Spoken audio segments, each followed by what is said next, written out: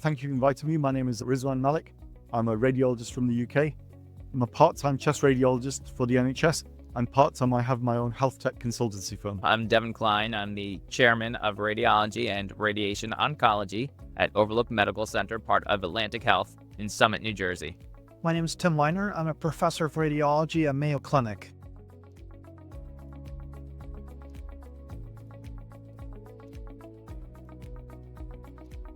The future is probably in some ways here already. There's too much work. That's getting worse by the day. There are not enough radiologists, and the demand is always going to outstrip capacity. So we need to find ways to redress that balance. And AI is one of the most important tools that we should be able to use to help make ourselves safer and more efficient to help cope with the demand. Well, it's always hard to predict the future, but I think that the future of radiology is very strong. We see that there's just tremendous growth in imaging and complexity of imaging. And right now, the labor market for radiologists is pretty flat. So we have a growing delta between volume created and those who can interpret the studies that we image. Artificial intelligence will definitely be a boon to the radiologists in the future and will continue to help us, not replace us.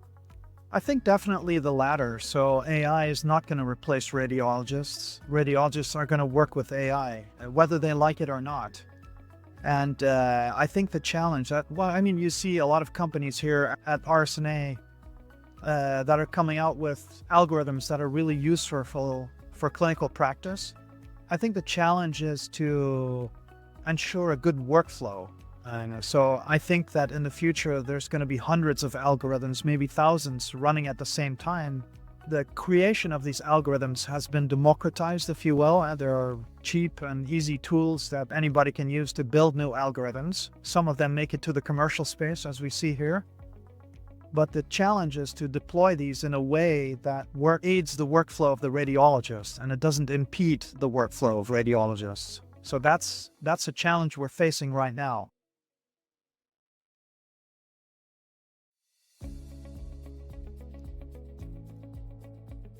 In some respects, I think a platform will be a must, because right now we have an aggregate of multiple point solutions, and we as humans don't work in a point solution kind of way.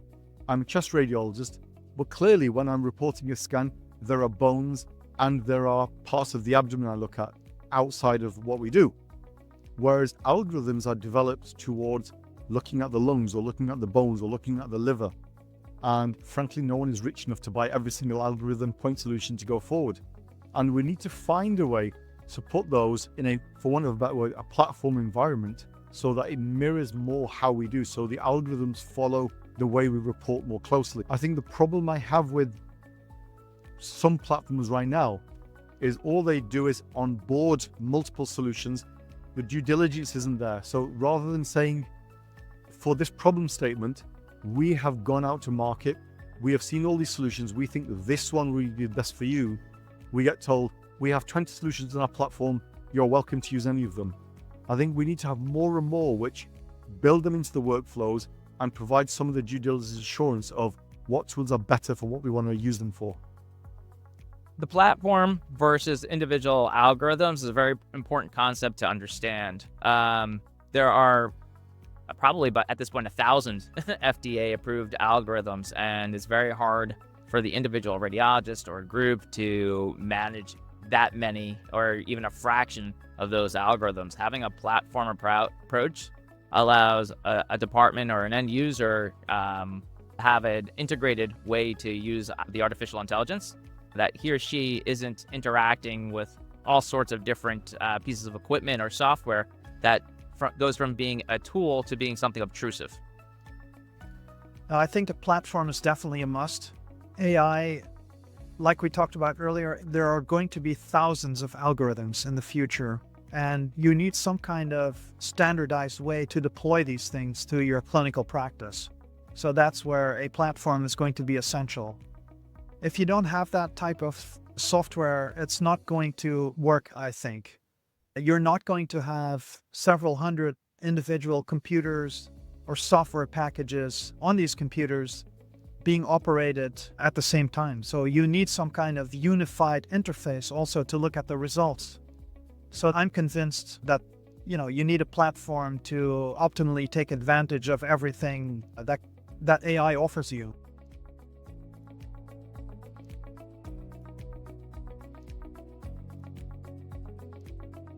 I think right now we've got the problem that I think we've overstated the use case or the value of certain tools more than perhaps functionality. And when that doesn't meet with expectations, it erodes trust. What we need to do is use AI more in a safer, controlled environment right now to build trust in how to use it. Then people are going to be more likely to embed it in things like repetitive tasks or tasks which don't need a human cerebral thinking. Once we've done this, we can slowly adapt our workflows to help more and more. When we think about artificial intelligence and radiology specifically, I'll just focus on like the image interpretation aspect of things. But there's a lot of the back end in terms of scheduling, operations that I won't focus on right now. Artificial intelligence is already proven itself very useful in helping to prioritize and triage cases for radiologists. The volume is immense. And until a radiologist is almost nearly complete with interpreting a study, he or she doesn't really know if it's a positive finding or not. And it's trying to find a needle in a haystack. And so with artificial intelligence, we can increase the likelihood that we get to those positive cases faster and more efficiently. And that's the second piece of it, is really trying to improve radiologist efficiency. As I said earlier, that there's a huge volume delta between the resources that we have available to interpret the studies and the studies that we are creating and ordering right now. So using AI to make the radiologist more efficient in his or her workflow is very, very important. I think if you take a step back, I think it's safe to say that AI will affect every part of medical imaging, and that starts with referral of to medical imaging. So how can AI help to optimally utilize capacity of CT scanners, MR scanners? I'm a cardiac imager, so I'm interested in finding out who will benefit the most from such a scan. So AI can help there.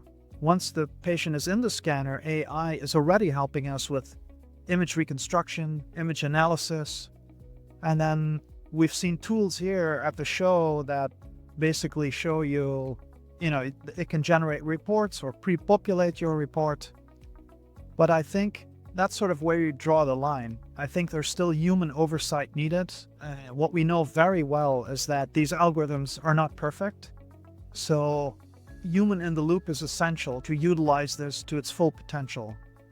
Also, the final step, I would say, of the imaging pipeline is the extraction of prognostic information from scans. We make a scan, for instance, look at the coronary arteries. We say something about the coronary arteries, but in the same scan, you may have some incidental findings in the liver or in the lungs that AI can also help you focus your attention to look at. But I think human expertise is still needed to interpret these findings in the proper clinical context. So definitely human in the loop.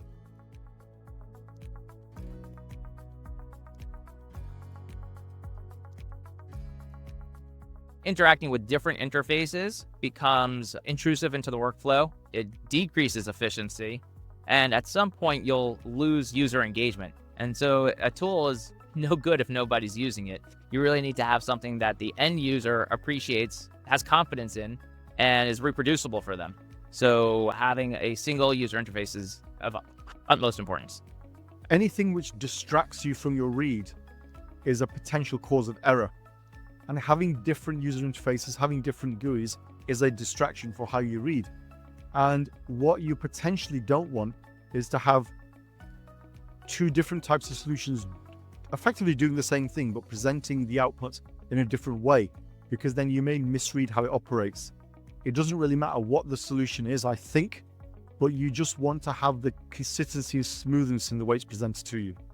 Oh, so unified user interface is also very important because, as I said, having different user interfaces becomes distracting to the radiologist. The radiologist really needs to spend the most of his or her time focusing on the image and the interpretation, and interacting with different algorithms that have a different interface becomes distracting. And anytime there's any distraction to the radiologist, that's an opportunity for error to occur. Yeah, I think it's essential to have a clear and consistent user interface across different AI applications, because end users will want some kind of unified experience where they know which buttons to click. They cannot memorize this for 100 different kinds of algorithms or software packages, so they need to have one unified interface to interact with. And there are many different solutions for that, right? But I think that's, yeah, you need that. So in order to leverage the power of AI.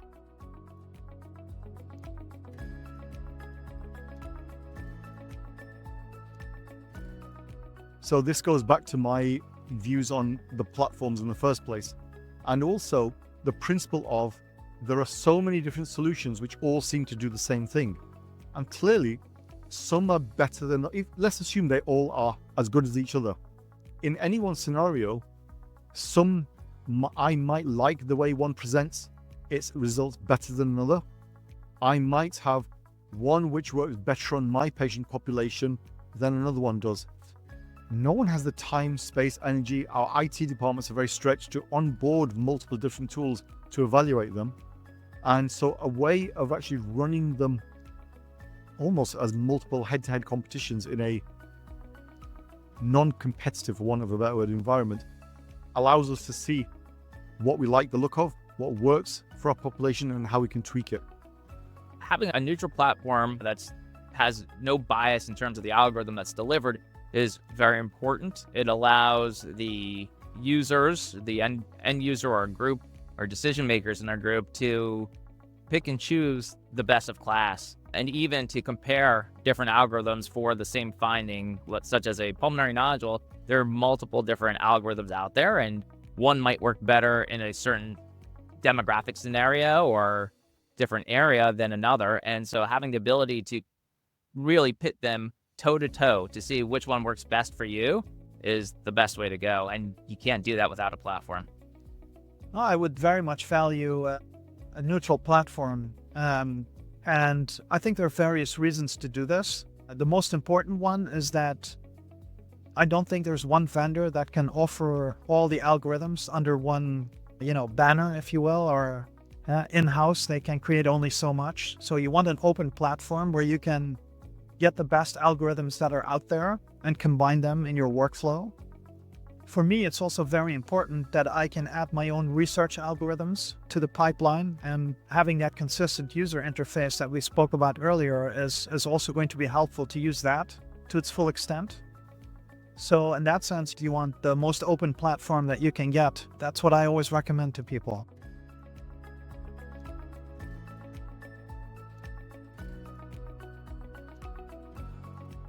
I want to know, do I have flexibility of onboarding other tools that I see out in the wild which might be useful? I basically don't want to be locked in to a store, which is, we have all these, you can only use these. I want something which I can deploy the platform and it runs across my working environment, but allows change as we grow. So as a radiologist, when I want to select a platform, I want to find one that is user-friendly, meaning that it's not too many clicks, it's not obtrusive or intrusive, but it works to get my attention when it's appropriate. You don't want the radiologist to feel like he or she's in a Vegas casino when they're interpreting studies, but they need to know when something important is happening. And then secondly, having a platform is very important because it allows for single interfaces with IT and user agreements on legal side and contracting and payment, all those things. So those are the things I think about when choosing a platform. Yeah, so what's important when I select a platform? Well, obviously that it's open, that it doesn't interfere with looking at images, so that you can sort of customize alerts and things like that. If there's a finding that an algorithm wants to alert you to, that this is done in a non-obtrusive way. So those are several important factors that I look for. And otherwise, again, it costs me more time to use AI than there are benefits.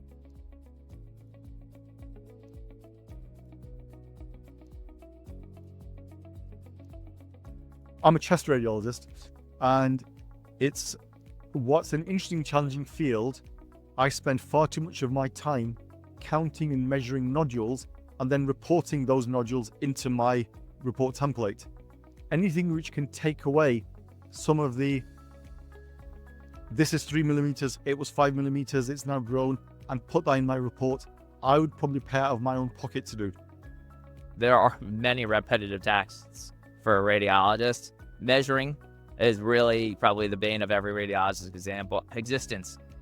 Measuring nodule sizes, liver lesions, aortic dimensions. All these things are very time consuming and actually have error built into them. You give a radiologist a ruler and they might give you 2 different measurements any time of the day. So having something that is reproducible and accurate that removes the radiologist from manually doing these tasks would be very beneficial to efficiency and reduce burnout. Oh yeah, many. There are many repetitive tasks that I hope will be automated in the near future by using AI algorithms. In my own work as a cardiovascular radiologist, as I will show in my talk, there's, for instance, a huge need for aneurysm analysis software. So that takes a lot of my time when I read cardiovascular studies and there's an aneurysm.